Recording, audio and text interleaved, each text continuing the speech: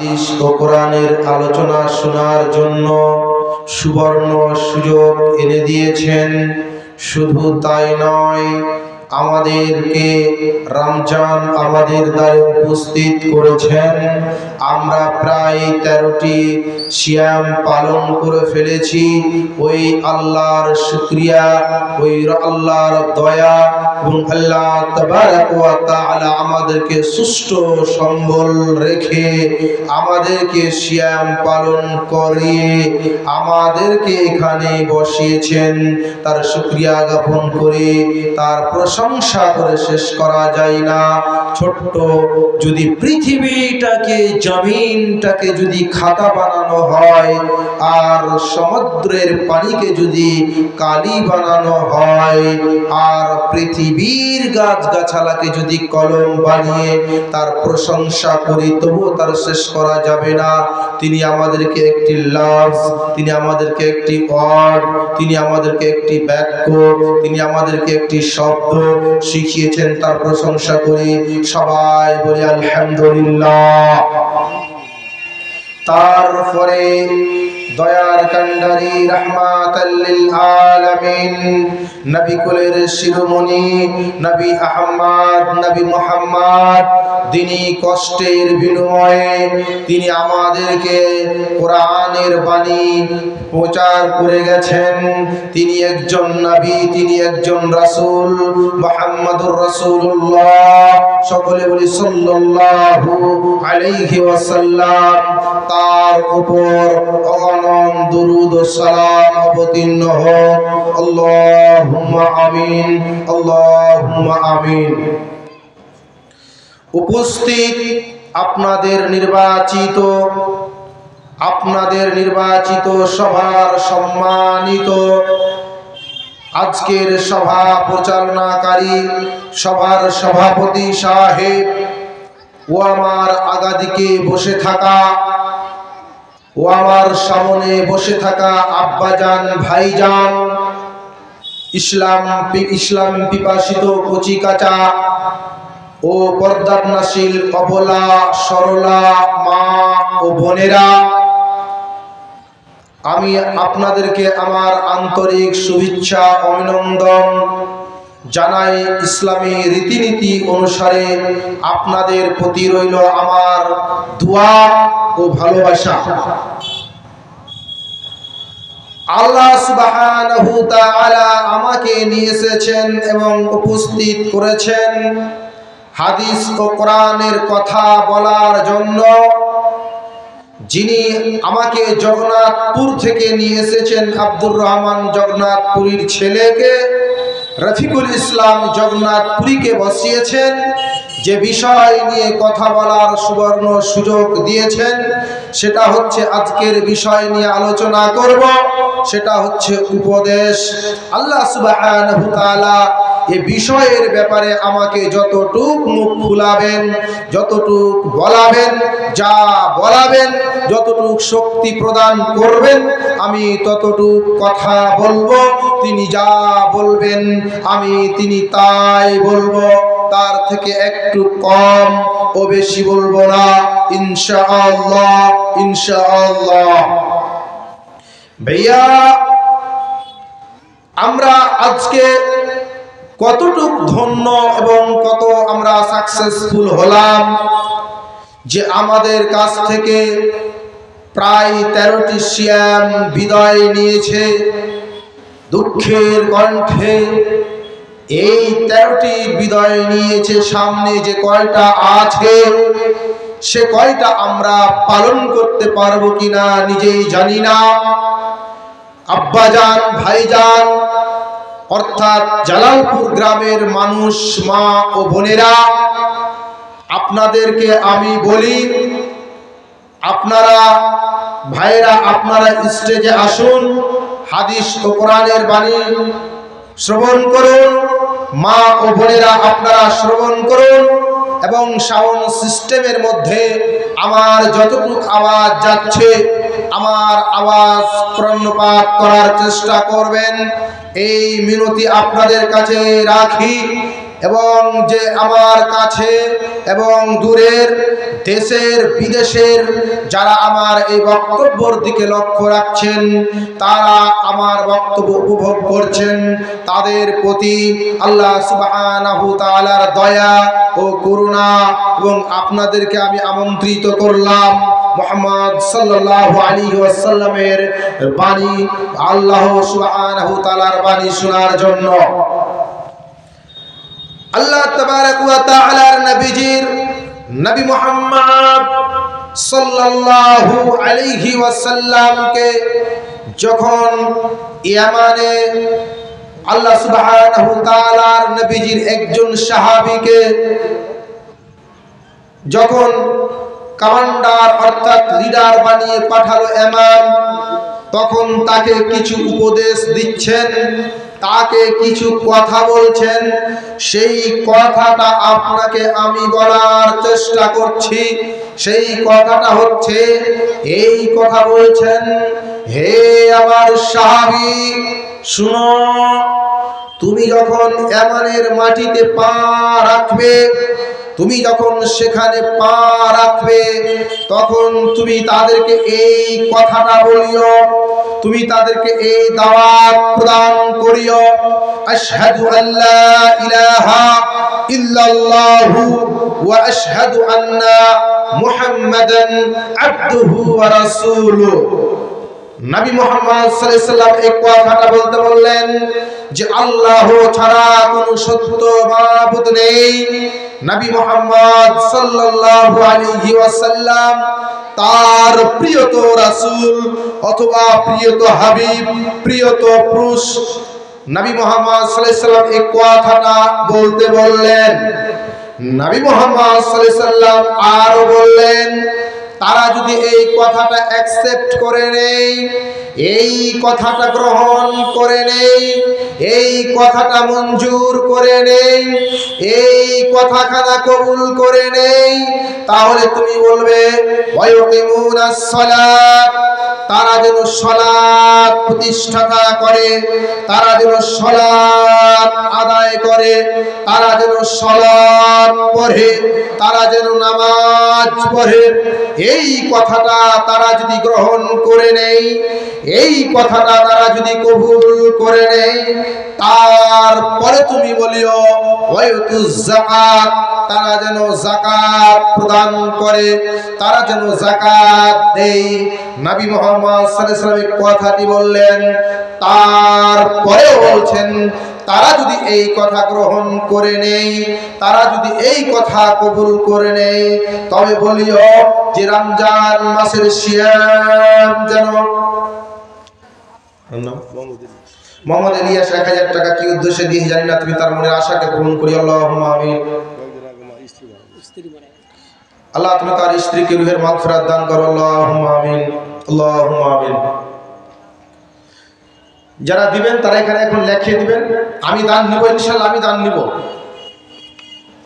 তারপরে বলবে নবী মুহাম্মদ সাল্লাল্লাহু আলাইহি ওয়াসাল্লাম, তারা যেন রমজান মাসের সিয়াম পালন করে, তারা যেন রমজান মাসের সিয়াম রাখে।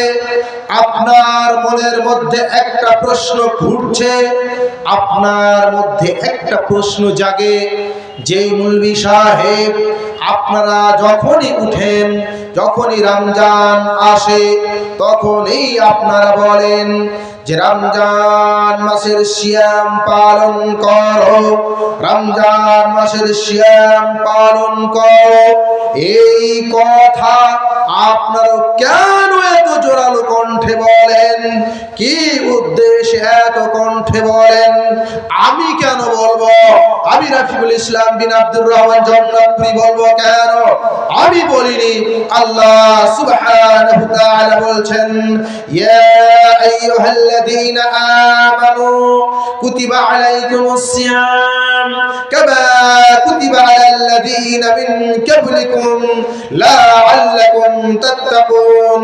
এখানে আমি বলিনি, আল্লাহ সুবহানাহু ওয়া তাআলা বলছেন, হে ঈমানদারগণ, হে মুমিনগণ, তোমাদের প্রতি সিয়ামকে ফরজ করা হলো, তোমাদের প্রতি সিয়াম ফরজ করা হলো যেমন তোমাদের বিগত পুরুষদের প্রতি, বিগত মানুষদের প্রতি ফরজ করা হয়েছিল, তারাও পালন করেছিল, তেমনি তোমার উপরে সিয়াম ফরজ করা হলো যাতে তোমরা আল্লাহর ভয়, আল্লাহর ভীতি, আল্লাহর তাকওয়া অবলম্বন করতে পারো, যাতে তোমরা ঈমানদার হতে পারো, যাতে তোমরা মুমিন হতে পারো, যাতে তোমরা মুত্তাকিন হতে পারে, যাতে তোমরা হুদাল লিল মুত্তাকিন এই পথে যেতে পারো।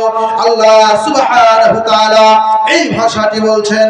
শুনুন, আপনাকে আমি বুঝাতে চাই এবং বলতে চাই, জালালপুর গ্রামের মানুষ শুনে রাখুন, আপনার প্রতি সিয়াম ফরজ করা হয়েছে। আপনাকে উপদেশ দিচ্ছি, আপনি আমার উপদেশ গ্রহণ করার চেষ্টা করুন।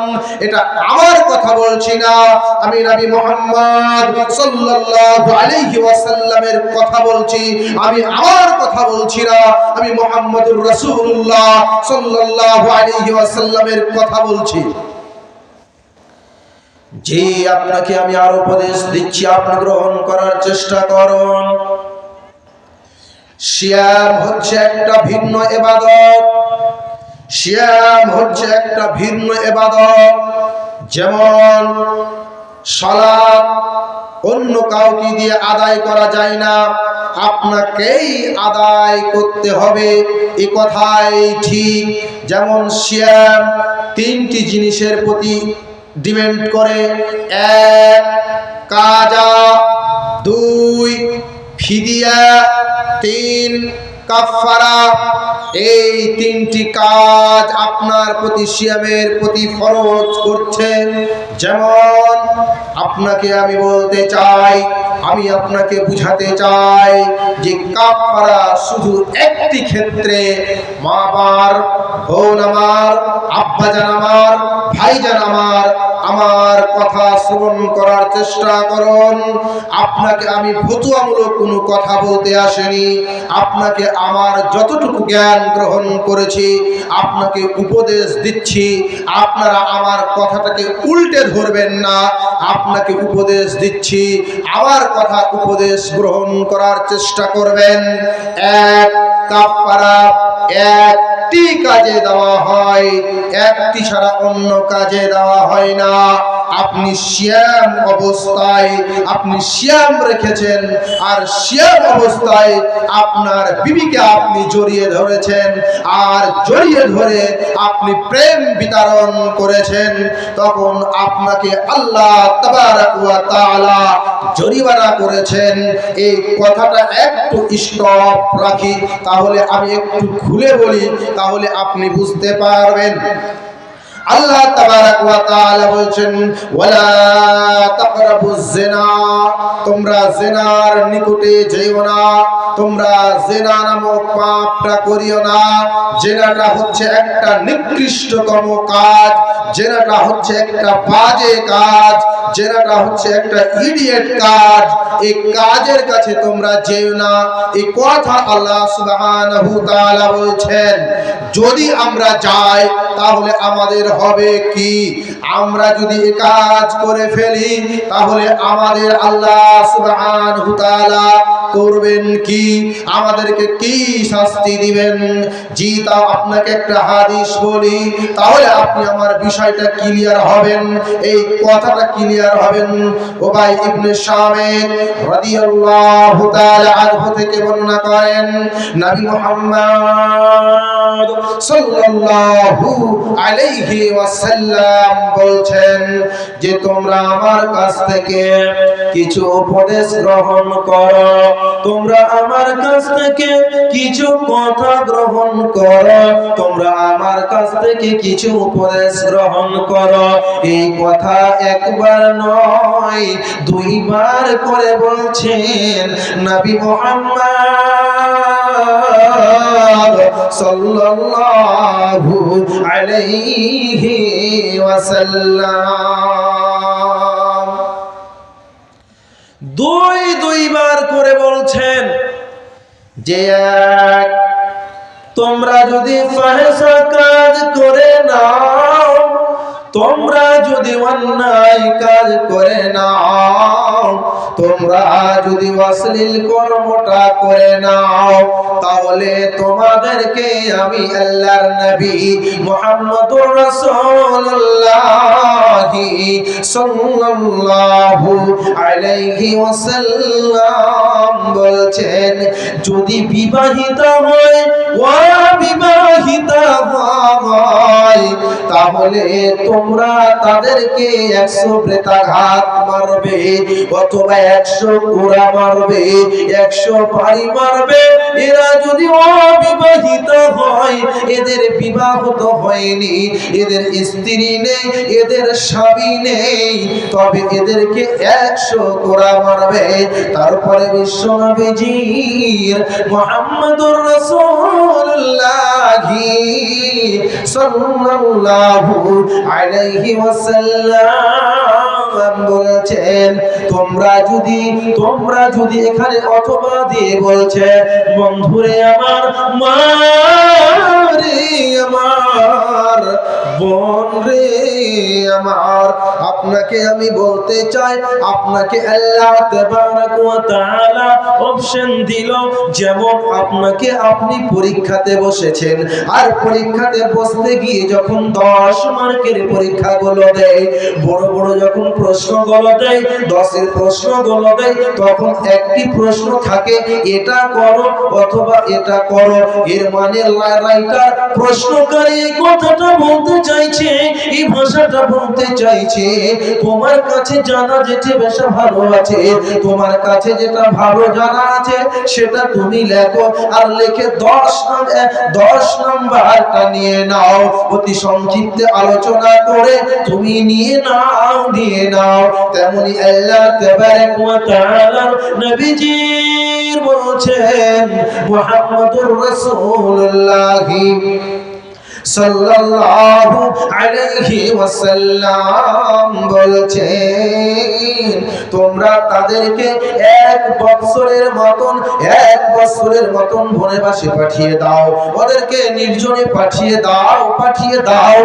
দাও, এদেরকে 100 কোড়া মারো, অথবা 1 বছরের মতো বনবাসে পাঠিয়ে দাও। তারপরে বিশ্বনবীজির মুহাম্মদুর রাসূলুল্লাহ সাল্লাল্লাহু আলাইহি ওয়াসাল্লাম বলছেন, যাদের স্ত্রী আছে আর স্ত্রী থাকা সত্ত্বেও অন্য নারীর সঙ্গে যায়, কুকর্ম করে, ফাহিশা কাজ করে, নোংরা কাজ করে, বিশ্বনবীজির এদের উপরে কঠোর শাস্তি জারি করে দিলেন, এদের প্রতি কঠোর শাস্তি জারি করে দিলেন। এরা যদি ধরা পড়ে যায় সমাজের কাছে, এদের কাছে সমাজের, এটা অফ করেন তো, বুকা মুখে ঢুকে যাচ্ছে,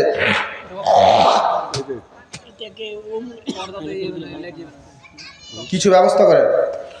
বন্ধুরে আমার, আব্বা জান আমার, এদেরকে তোমরা কবর থেকে পুঁতে দাও, আর পুঁতে দিয়ে তোমরা তাকে রজম করে দাও, একে তোমরা পাথর চালা দিয়ে বিদায় করে দাও, এদেরকে তোমরা বিদায় করে দাও। তবে এটা তোমার রাষ্ট্রের আইন লাগবে, রাষ্ট্রের ক্ষমতা লাগবে, না হলে আপনি যদি তাকে ইসলামের আইন জারি করতে চান, আপনার বিপদ ঘটে যাবে।